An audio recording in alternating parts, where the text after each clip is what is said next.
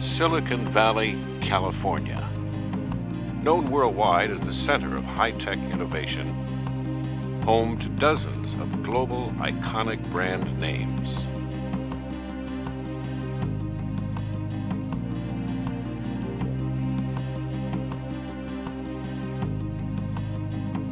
In Silicon Valley, technology, brainpower, and venture capital merge to create disruptive technology-based revolutions, including the microchip, the personal computer, the internet, and wireless communications.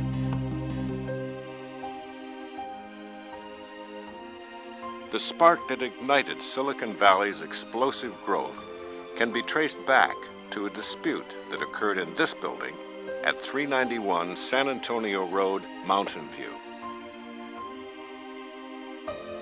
8 young scientists quit their jobs at a transistor laboratory run by William Shockley. In Silicon Valley lore, they became known as the Traitorous Eight. The New York Times called it one of the top 10 days that changed history. The date, September 18, 1957.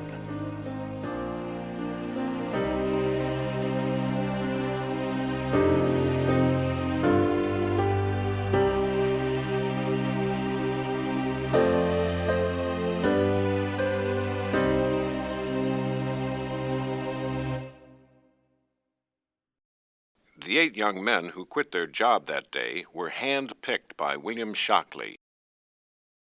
In the electronics world of the 1950s, William Shockley was a giant. Shockley managed the team that included John Bardeen and Walter Brattain, the Bell Lab scientist who discovered the transistor in 1948. With funding from Arnold Beckman, a wealthy scientist-turned-businessman, Shockley established the Shockley Semiconductor Laboratory in 1955. Shockley went against Beckman's recommendation to set up in Southern California, near Beckman's own company, and established the lab near his hometown of Palo Alto. The people at Bell Labs did not want to go back and work underneath him in a new company out on the West Coast, so Shockley then was faced with having to recruit people from all over the country, and he did a wonderful job. Robert Noyce, who would later go on to found Intel, remembers the day he answered the phone, and Shockley was on the line. It was like getting a call from God, he said. I had given a couple of papers. Bill Shockley had heard of them or had been in the audience and invited me to come out and join his organization out in Palo Alto. Dr. William Shockley thought he needed a chemist in a new operation he was setting up and gave me a call one evening to see if I would be interested in talking to him about that possibility. This was November of '55. He'd hired then 2 people. I was the 3rd one he was considering hiring. He said, you have passed our tests with flying colors, and I hope you will wish to join my project at a starting salary of $675 a month. I was told by the Bell Labs people, said, you don't know what you're getting into working with Shockley. But I thought, well, California is where I want to live, and whatever happens, it's going to be an interesting time. Typically, people could work for Shockley for about a year. They were really intelligent, top-notch people who could be running their own company, like most of these people were. The bloom was off the rose after about a year. Every Monday morning, we have a technical meeting in his office, all jammed together. And at the end of the meeting, and each one are assigned certain job to do. And by noon, he said, how's it coming along? So people getting sort of, some of the people just couldn't take it. It was just, he's too anxious to get the result. Although the young scientists had concerns about the overbearing management style of their new boss, all sins were forgiven when Shockley, along with Brattain and Bardeen, were named recipients of the Nobel Prize for their work on the transistor. That was a big day. The news came through by the time we got to work in the morning, so we just went and spent the day celebrating.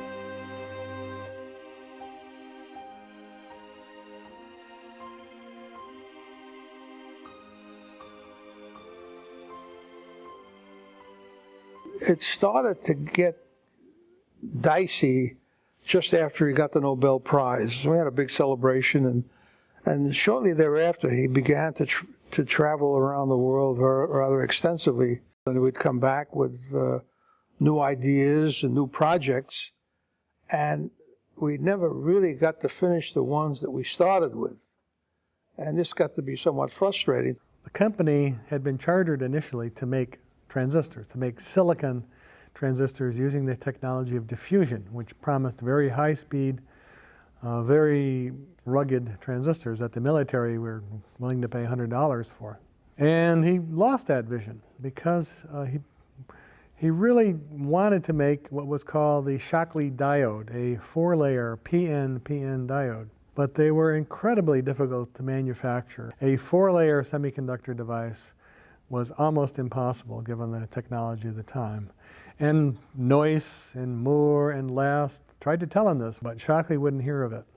I knew trouble was brewing because Shockley was in the habit of picking on a couple of the physics guys almost frequently. We had an incident in the laboratory where actually a little pinpoint was left in one of the doors, and a lady cut her hand on it a bit.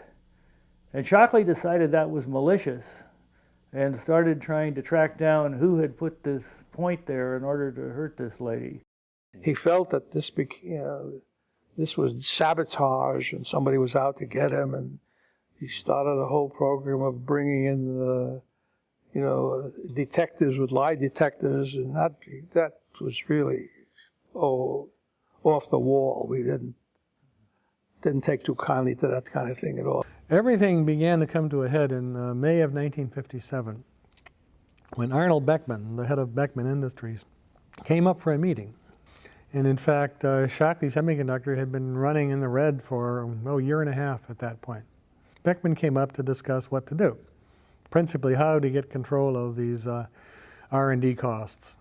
And right in the middle of that meeting, with all of his senior staff there, Shockley jumped up and shouted out, "If you don't like the way I'm running things, I can take this group and get funding anywhere else," and then stormed out of the room. We use that as a reason to actually call Beckman and say, hey, that's not true. If Shockley tried to move here, he'd have to go almost by himself. Beckman came up from Southern California, and a group of us met with him to see what steps could be taken to improve the management situation at Shockley. Initially, Arnold Beckman was sympathetic to the group of dissatisfied researchers at Shockley Semiconductor when he met with them. I think what he was probably seeing in the financial ledger was adding substance to what the young researchers were talking about. He was spending a lot of money and probably was independently concerned about what was coming out of the organization. He was caught up between supporting the group or supporting a Nobel Prize winner, and he originally said he would support us. Then I think he went back to Bell Labs and talked to the people and said, Shockley's more important than the group, and I think later on realized that he had made the wrong decision. Beckman's attitude toward us changed, and he essentially said, hey, Shockley's the boss, you guys like it or whatever. At that time, we felt we had burned our bridges so badly that there was no way we could stick around working for Shockley after having gone around him to try to straighten out this problem. In the end, he backed down and decided he wasn't going to remove Shockley from his role at the laboratory. And that sort of left us, hanging in midair. The situation became untenable, and we decided that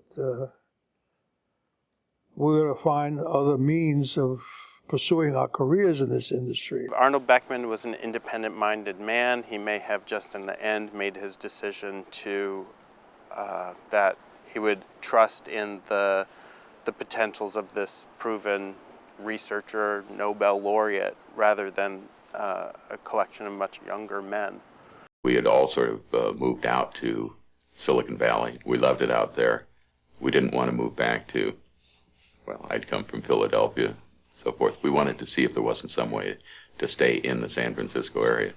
Noyce was the sort of natural leader in the laboratory for a number of reasons, both his prior experience as somebody who had actually come up with new transistors and been involved in manufacturing them at Philco, in addition to his personality, very outgoing, very charming, very competitive personality. So already at Shockley Semiconductor, among the young researchers, Robert Noyce was a leader. Gene Kleiner's father had had some relationship with some Wall Street firm, with some business he was running.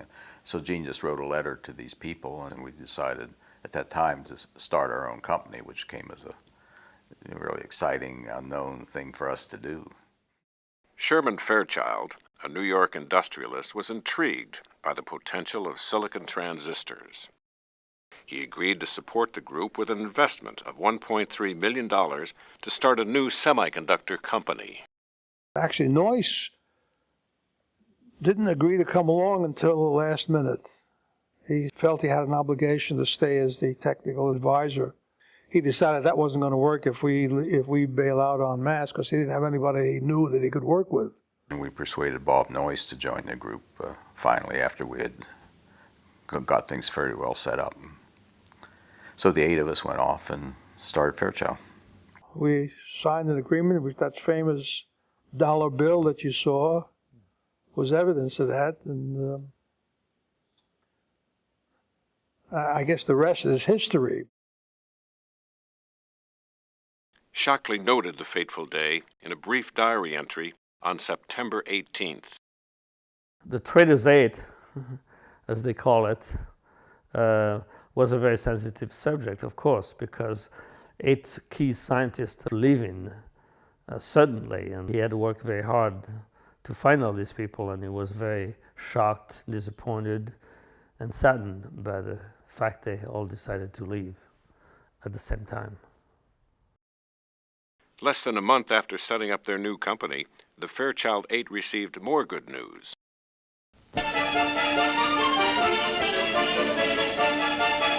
Today, a new moon is in the sky, a 23-inch metal sphere placed in orbit by a Russian rocket.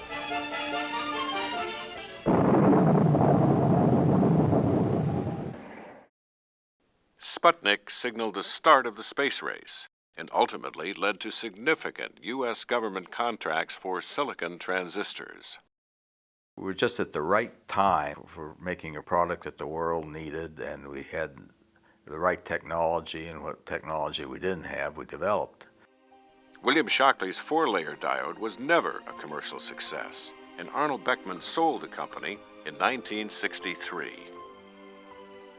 Some of the traitorous 8 went on to bigger and better things. Bob Noyce and Gordon Moore founded Intel in 1968, now the world's biggest chip maker. In 1972, Eugene Kleiner founded a venture capital firm that seeded such companies as Amazon.com, Google, and Sun Microsystems. Today, a sign and a small plaque in the sidewalk are the only reminders of the role that Shockley Labs played in seeding Silicon Valley. Had Shockley located in Fullerton, next to the Beckman Instruments, or Newport Beach, where Arnold Beckman had an electronic components manufacturing operation going, then perhaps Southern California would have had an even larger part to have played an even larger part in the early semiconductor industry. Gordon and I have speculated and given some talks on that, what would have happened if the group of us hadn't started Fairchild. How fast would have things have moved? And this is a universal thing. There's a lot of people working on a lot of stuff. It would have happened. I'm not positive it would have happened in Silicon Valley.